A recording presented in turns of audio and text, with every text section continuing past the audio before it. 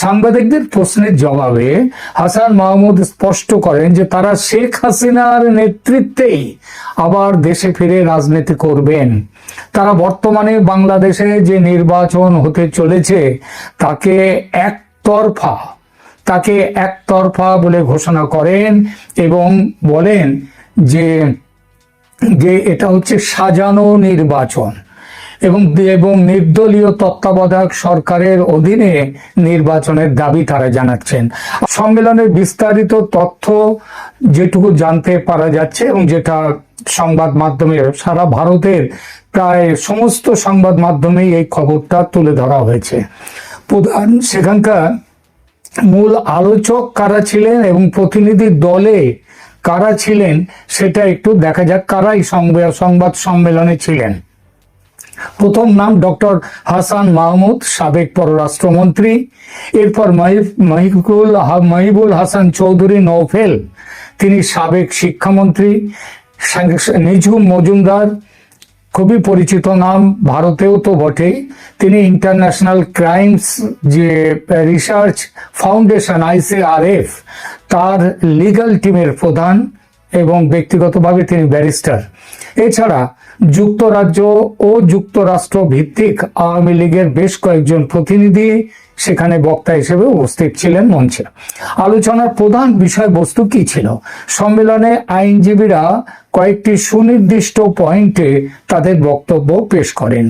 রিপোর্টের তারা বলেন যে জাতিসংঘের হাই কমিশনারের যে রিপোর্ট সেটা শুধুমাত্র আন্দোলনকারীদের ওপর বল প্রয়োগের বিষয়টি বলেছে, কিন্তু সে সময় পুলিশ সদস্য হত্যা, রাষ্ট্রীয় স্থাপনা, মেট্রো রেল, বিটিভি ভবন ধ্বংস করা, আওয়ামী লীগের নেতাকর্মীদের উপর যে ভয়াবহ সহিংসতা চালানো হয়েছে রিপোর্টে তা সম্পূর্ণ উপেক্ষিত। ভলকার তুর্কের অভিযোগ খণ্ডন করে সেখানে বলা হয় যে নির্বিচার হত্যার অভিযোগ ভলকার তুর্ক করেছেন, তাকে রাজনৈতিক উদ্দেশ্য প্রণোদিত বলে আখ্যা দেয়া হয়। আইনজীবীরা দাবি করেন আইন শৃঙ্খলা রক্ষাকারী বাহিনী তখন রাষ্ট্রের নিরাপত্তা সুনিশ্চিত করতে বাধ্য হয়ে ন্যূনতম বল প্রয়োগ করেছিলেন। আর প্রমাণ উপস্থাপনা, সম্মেলনে কিছু ভিডিও ক্লিপ এবং নথিপত্র, অডিও ভিডিও প্রদর্শিত হয় যেখানে আন্দোলনকারীদের একাংশকে সশস্ত্র অবস্থান নিতে এবং সশস্ত্র অবস্থায় এবং অগ্নিসংযোগে লিপ্ত থাকতে দেখা গেছে। আন্তর্জাতিক ট্রাইব্যুনালের যে বৈধতা, যার উপরে ভিত্তি করে ICT আন্তর্জাতিক অপরাধ ট্রাইব্যুনাল শেখ হাসিনা এবং আসাদুজ্জামান কামালকে মৃত্যুদণ্ড দিয়েছে, সেইটার বৈধতা কিন্তু সম্পর্কে প্রশ্ন তোলা হয়। সেখানে বলা হয়েছে যে ওই আন্তর্জাতিক অপরাধ ট্রাইব্যুনালে যে বিচার কার্য হয়েছে তার ভিত্তি হচ্ছে এই ভলকার তুর্কের যে রিপোর্ট, সেই রিপোর্ট।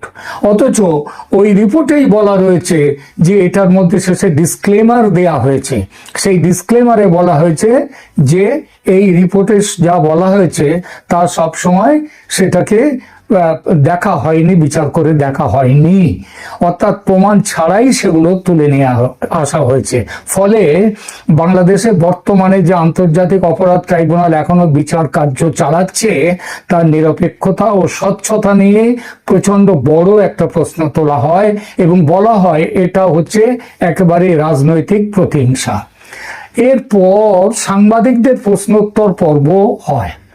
এটা প্রথম দিকে ঠিক ছিল না, পরবর্তী সময় প্রথমে ঠিক ছিল যে প্রশ্নোত্তর পর্ব বলে কিছু থাকবে না, কিন্তু পরবর্তী সময়ে এই প্রশ্নোত্তর পর্বটা গ্রহণ করা হয়। সেখানে বলা হয় সংবাদ সম্মেলনে উপস্থিত ভারতীয় আন্তর্জাতিক সাংবাদিকদের প্রশ্নের জবাবে আইনি প্রতিনিধি দল কিছু গুরুত্বপূর্ণ মন্তব্য করেন।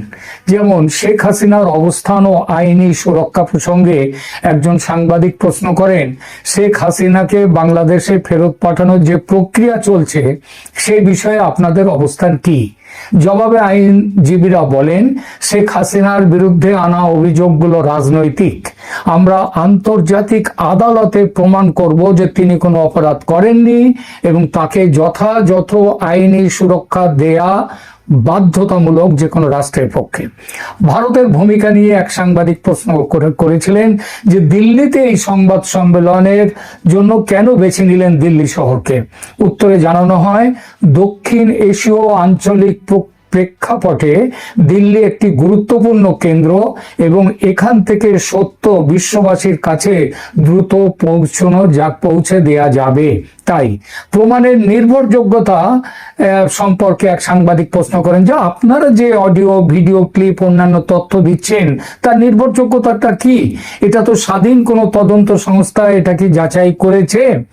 এই প্রশ্নের উত্তরে জানানো হয় যে তারা নিজস্ব স্তরে ফরেনসিক ও তথ্য সংগ্রহকারী দলের মাধ্যমে এসব তথ্য প্রমাণ একত্রিত করেছেন এবং তারা এটাও বলেন এই সম্পর্কে যারা প্রশ্ন তুলবে উপযুক্ত কর্তৃপক্ষকে তারা এর উপযুক্ত প্রমাণ দিতে পারবেন।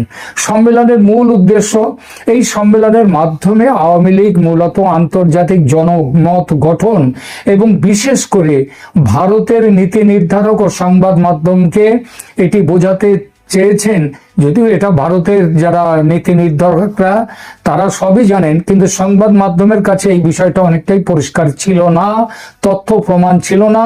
আমি অনেকটাই বলতে শুনেছি হাসিনার আমলে, শেখ হাসিনার আমলে অনেক এক্সট্রা জুডিশিয়াল কিলিং ইত্যাদি হয়েছে, ওই যে আয়না ঘট্টরের গল্পগুলো অনেকের কাছে আমি শুনেছি।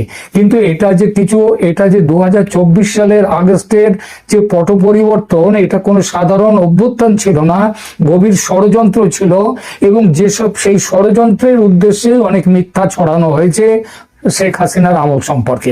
ভলকার তুর্কের রিপোর্টের বিরুদ্ধে একটা পাল্টা যুক্তি একেবারে পয়েন্ট বাই পয়েন্ট পাল্টা যুক্তি কিন্তু একটা এই যে সম্মেলন 17 তারিখে হয়েছে দিল্লিতে, সেখানে একটা বড় অংশ এইখানটাতে রয়েছে এবং প্রত্যেকটা পয়েন্ট ধরে ধরে ভলকার তুর্কের বিরোধিতা করা হয়েছে। যেমন ধরুন, পুলিশ হত্যার জন্য যে তথ্য, সেই তথ্য কিভাবে গোপন করা হয়েছে। আওয়ামী লীগের এই গতকাল বা পরশু 17 তারিখে বলা হয়েছে যে রিপোর্টে, ভলকার তুর্কের রিপোর্টে আন্দোলনকারীদের হাতে নিহত প্রায় 3000 পুলিশ সদস্যের কথা উল্লেখই করা হয়নি। তারা দাবি করেন একটি থানায় 40 জন পুলিশকে জীবন্ত পুড়িয়ে মারার মতো নৃশংস ঘটনাও ভলকার তুর্কের নিরপেক্ষ রিপোর্টে স্থান পায়নি।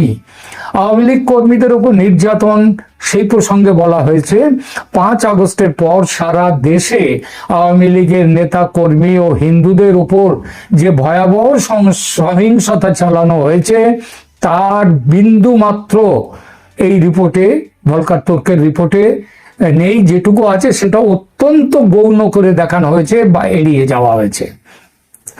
তারপর যে কোনো বিচার, একটা রিপোর্ট দিতে গেলে দুই পক্ষে কথা শুনে তারপরে রিপোর্টটা দিতে হয়, কিন্তু সেটা একদমই করা হয়নি। হাসান মাহমুদ এবং মহিবুল হাসান চৌধুরী যে নওফেল, তিনি দাবি করেন যে জাতিসংঘ প্রতিনিধি দল তাদের সাক্ষাৎকার নিলেও রিপোর্টে তাদের বক্তব্য, ঘটনার ব্যাখ্যা অন্তর্ভুক্ত করা হয়নি। ফলে রিপোর্টটি ত্রুটিপূর্ণ, উদ্দেশ্য প্রণোদিত। হতাহতের সংখ্যা নিয়ে প্রশ্নগুলো ওঠা হয়। সেখানে বলা হয় রিপোর্টে উল্লেখিত 1400 জনের মৃত্যুর সংখ্যাকে অতিরঞ্জন বলে দাবি করা হয়। এর বড় একটা অংশই ছিল আওয়ামী লীগ কর্মী ও আইন শৃঙ্খলা বাহিনীর সদস্যদের হত্যা কাণ্ড, যাদের কথা গোপন রাখা হয়েছে। আন্তর্জাতিক আদালতে নালিশ ও পরবর্তী পদক্ষেপ কি হতে পারে এটাও এখানে জানিয়ে দেওয়া হয়েছে। আওয়ামী লীগ এবং তাদের প্রতিনিধিরা বলেন যে তারা এই রিপোর্টের বিরুদ্ধে, মানে ভলকার তুর্কের রিপোর্টের বিরুদ্ধে তাদের সমস্ত উত্থাপিত তথ্য প্রমাণ নিয়ে বিশ্ব মঞ্চে সোচ্চার হবেন, জাতিসংঘে নালিশ করবেন এই ভলকার তুর্কের বিরুদ্ধে, তার রিপোর্টের বিরুদ্ধে। এরপর আন্তর্জাতিক আদালত, ইন্টারন্যাশনাল ক্রিমিনাল কোর্ট যেটা, তারা সেখানে আইসিসিতে তারা দাবি করেছেন যে 5 আগস্ট পরবর্তী সময়ে যে গণহত্যা ও মানবাধিকার লঙ্ঘন হয়েছে তার প্রমাণ নিয়ে তারা আন্তর্জাতিক আদালতে যাবেন। হোয়াইট পেপার প্রকাশ করা, শ্বেতপত্র প্রকাশ করার কথাও হয়েছে। তারা বলেছেন যে এইবার আওয়ামী লীগের পক্ষ থেকে একটি পূর্ণাঙ্গ তথ্যচিত্র পত্রের আকারে তৈরি করা হচ্ছে, যা আন্তর্জাতিক সংবাদ মাধ্যম ও মানবাধিকার সংস্থাগুলোকে দেয়া হবে। বিদেশি সাংবাদিকদের নিয়ে প্রেস মিট করবার একটা কথাও এখানে সম্মেলনে জানানো হয়, যে আওয়ামী লীগ একটি গ্লোবাল ক্যাম্পেইন বা বিশ্বব্যাপী প্রচারের একটা পরিকল্পনা করেছে। এই প্রচার খুব শীঘ্রই লন্ডন, জেনেভা এবং ওয়াশিংটনে বিদেশি সাংবাদিকদের নিয়ে এই প্রচার, বড় ধরনের সংবাদ সম্মেলন করার প্রস্তুতি চলছে। উদ্দেশ্য হলো কি? উদ্দেশ্য হলো বর্তমানে বাংলাদেশে যে অন্তর্বর্তীকালীন সরকার রয়েছে তাদের সময়ে হওয়া মানবাধিকার লঙ্ঘনের বিষয়টিও বিশ্বের কাছে তুলে ধরা, এবং শেখ হাসিনার আমলে যেসব ঘটনা ঘটেছে তার সত্যতা সম্পর্কে, যা হালকা তর্কের রিপোর্টে আছে, তার সত্যতাও সেখানে মানুষের কাছে পৌঁছে দেওয়া।